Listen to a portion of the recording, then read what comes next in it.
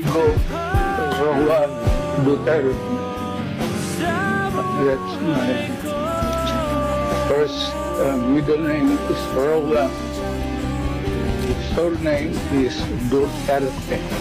Pagiging mayor ko, pagiging talagang presidente, dinibdib ko yan. Wala akong agenda. Wala akong dinagdag na baski isang poste sa bahay ko. Wala akong bagong kotse. Hindi ako nakatikim ng Mercedes-Benz. Dinibdib ko talaga ang trabaho ko para sa bayan ko. Wala akong naalaala na may ginawa akong kasalanan. Marami akong ginawa na hindi nagustuhan ng iba. O maybe lahat. But I did it for my country. If they want to arrest me, I will go to them.